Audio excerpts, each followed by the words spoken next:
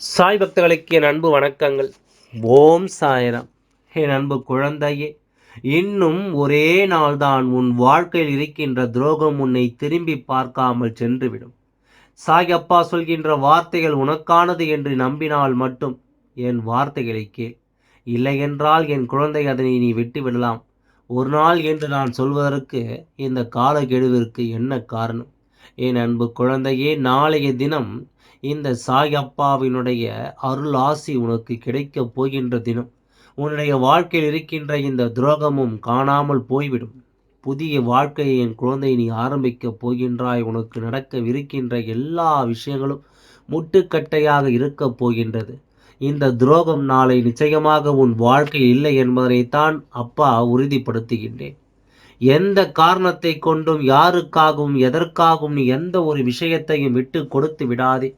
எந்த சூழ்நிலையும் மனதில் கொண்டு இவர் ஆடிய ஆட்டங்கள் உன்னை எந்த அளவிற்கு பாதித்தது என்பதை நினைவில் கொண்டு சரியான சந்தர்ப்பத்தை எதிர்நோக்கி நீ செய்யக்கூடிய உன் வாழ்க்கையின் வெற்றியை நீ உறுதி செய்ய போகின்றாய்.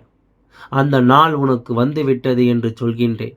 என் அன்பு குழந்தையே, எதுவுமே பெரிதாக இல்லை என்கின்ற ஒரு மனநிலையோடு, கஷ்டம் எல்லாம் எனக்கு ஒன்றுமில்லை என்கின்ற எண்ணத்தோடு நிச்சயமாக உனக்கான வாழ்க்கையை நீ பெற தொடங்கி விடுவாய். உன்னிடத்தில் இருந்து பறித்தது உன் கைகளிலிருந்து உனக்கே தெரியாமல் எடுத்துச் சென்றது என்று இந்த வாழ்க்கையில் எத்தனையோ துரோகங்களையும் எத்தனையோ ஏமாற்றங்களையும் நீ சந்தித்திருக்கின்றாய். ஆனால் இப்பொழுது எல்லாம் உன் வாழ்க்கையில் நடக்கின்ற விஷயங்கள் இது போன்ற கஷ்டங்களை எல்லாம் பெற்றுக்கொள்ள வேண்டும் என்று உன்னிடத்தில் சொல்லவில்லை. இந்த கஷ்டங்களோடு நாம் இருக்க வேண்டும் என்று எப்பொழுதும் விதி இல்லை என்று உன்னிடத்தில் சொல்கின்றது. எதுவாக இருந்தாலும் தைரியமாகவும் துணிச்சலோடும் இருக்க வேண்டும் என்று உனக்கு சொல்லிக் கொடுக்கின்றது. இப்படி எல்லா விஷயங்களையும் யாருடைய ஆலோசனைகளும் இல்லாமல் உனக்கு இந்த வாழ்க்கை கற்றுக் கொடுத்து கொண்டிருக்கிறது. அப்படியானால் என் குழந்தை, ஏதோ ஒரு சரியான திசையை நோக்கி சரியான பாதையை நீ நடந்து கொண்டிருக்கிறாய் என்று தானே அர்த்தம். உன்னுடைய இந்த சரியான திசை இனி உன்னை வாழ்க்கை நிச்சயமாக நல்லபடியாக வாழ வைக்கும். உனக்குள் இருக்கின்ற தேவையற்ற குழப்பங்களை தீர்த்து கொடுக்கும். சுற்றி இருக்கின்ற போலியான முகங்களை உனக்கு தானாகவே அடையாளம் காண்பித்து கொடுக்கும். வாழ்க்கையில் ஒருவன் அடிபடுகிறான் என்றால் அதற்காக வருந்தக்கூடாது. அடிப்பட்ட இடத்திலேயே விழுந்து கிடந்தால்தான் அதற்காக வருத்தப்பட வேண்டும். எந்த சூழ்நிலையிலும் என்னால் மீண்டு வர முடியும் என்ற நம்பிக்கை உனக்குள் இருக்கும் பொழுது எதற்கும் நீ கண்ணீர் சிந்தி நிற்கக்கூடாது. உன்னை சூழ்ந்து வருகின்ற ஒவ்வொரு பிரச்சனைகளும், உன்னை சுற்றி வருகின்ற ஒவ்வொரு கஷ்டங்களும் ஏதாவது ஒரு வகையில் உனக்கு சரியான பாடத்தை கற்றுத்தரத்தான் செய்திருக்கின்றது.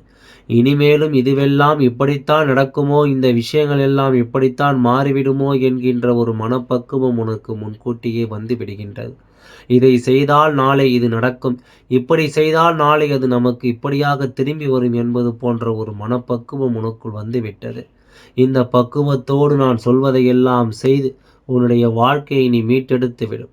உனக்கு நடக்கக்கூடிய நல்ல விஷயங்களை எல்லாம் சரியாக நீ பெற்றிடு. என்ன நடந்தாலும் ஏது வந்தாலும் அதிலும் உனக்கானது என்ற ஒன்று அங்கே தெளிவாக இருக்கிறது என்பதை புரிந்து என் குழந்தைக்கு ஒவ்வொரு நாளும் ஒவ்வொரு விதமான துன்பங்களும் துயரங்களும் இந்த வாழ்க்கையில் இருக்கிறதே என்று வருத்தப்படும். இந்த சாய் அப்பா சொல்கின்ற விஷயங்களை எல்லாம் ஒன்றே ஒன்று தான்.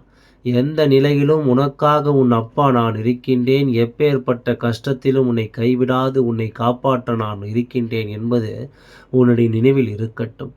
எக்காரணம் கொண்டும் என் குழந்தை, இந்த சாய் அப்பா உன் வாழ்க்கையில் இருக்கின்றான் என்பது தெரிந்துவிட்ட பிறகும் கூட எந்த ஒரு தவறையும் தெரிந்தே நீ செய்துவிடக்கூடாது. தெரியாமல் ஒரு விஷயத்தை செய்வதற்கும் தெரிந்தே ஒரு விஷயத்திற்குள் தலையிடுவதற்கும் நிறைய வித்தியாசங்கள் இருக்கின்றதல்லவா? அப்படித்தான் இன்றும் நிறைய விஷயங்கள் உன் வாழ்க்கையில் இருக்கின்றது. துரோகம் மிகவும் எளிமையான ஒரு விஷயமாக மாறிவிட்டது. துரோகத்தை செய்வதை கூட இப்போதெல்லாம் யாரும் குற்ற உணர்ச்சியாக எடுத்துக் கொள்வதில்லை. நான் உனக்கு அப்படித்தான் செய்வேன் என்று நெஞ்சை நிமிர்த்தி சொல்லிக் கொள்கிறார்கள். இந்த அளவிற்கு குணங்களில் மாற்றங்கள் வந்துவிட்டது. இந்த துரோகத்தினால் இனியும் இந்த துரோகம் உன் வாழ்க்கையில் இருக்கக்கூடாது.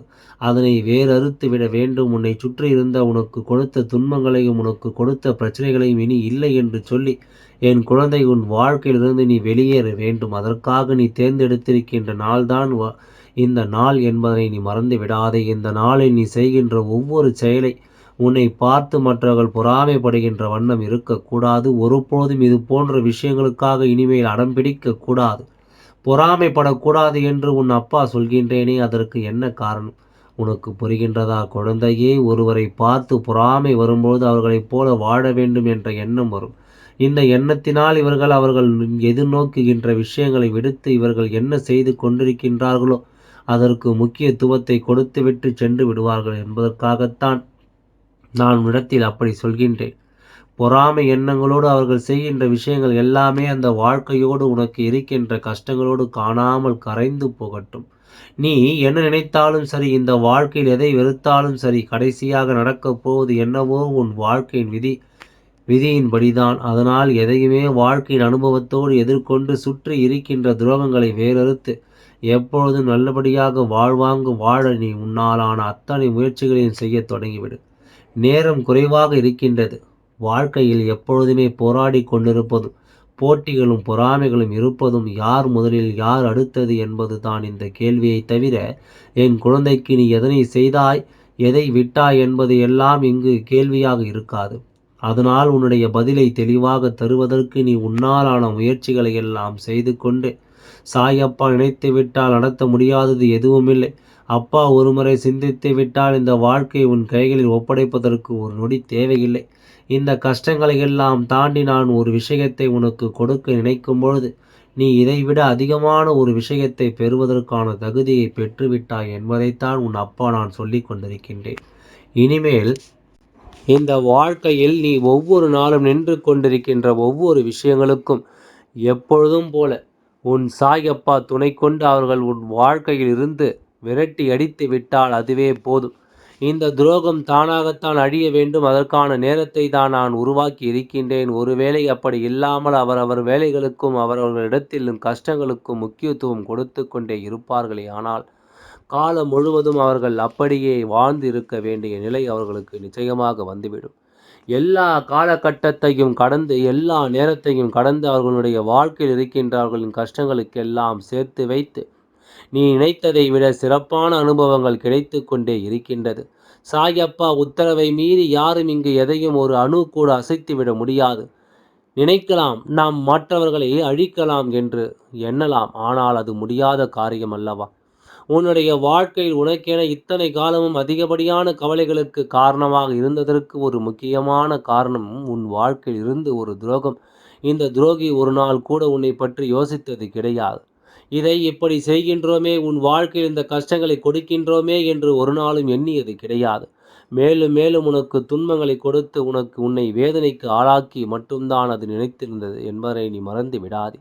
நீ ஒவ்வொரு நாளும் இதை நினைத்து அழ வேண்டும். ஒவ்வொரு நொடி பொழுதிலும் நீ சந்தோஷமாக இருந்திடவே கூடாது என்பதற்காக அவர்கள் எடுத்துக்கொண்ட முயற்சிகள் ஏராளம். அதிகப்படியான பணத்தை விரயம் செய்து தான் இதையெல்லாம் செய்து கொண்டிருக்கிறார்கள்.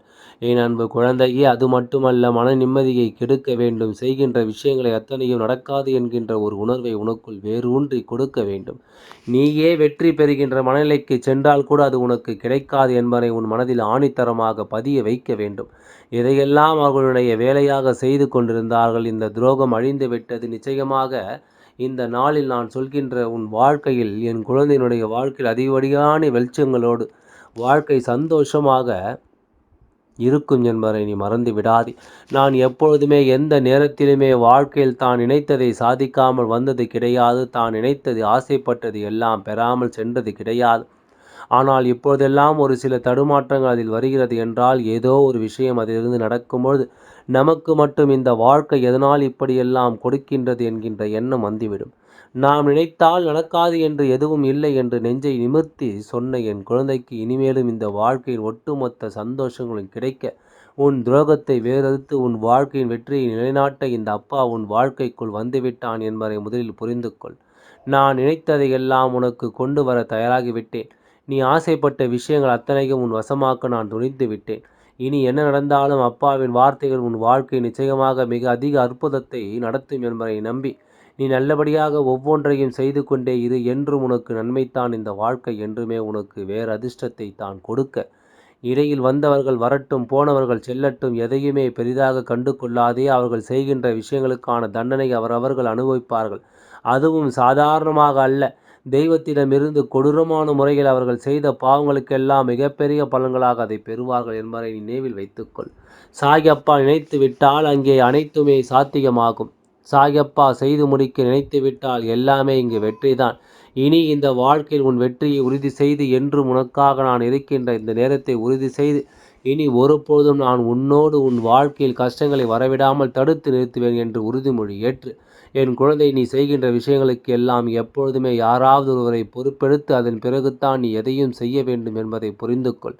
சாயப்பா சொல்கின்ற விஷயங்கள் இருக்கின்ற உண்மைகள் எப்பொழுதும் உன் வாழ்க்கையில் நீ இழந்து விட்டதாக நினைத்த விஷயங்கள் எல்லாமே இந்த துரோகத்தினால் நடந்த விஷயங்கள் என்பதை நீ மறந்து விடாதே. எல்லாம் நல்லபடியாக நடந்து முடியும். ஓம் சாய்ராம். நன்றி, வணக்கம்.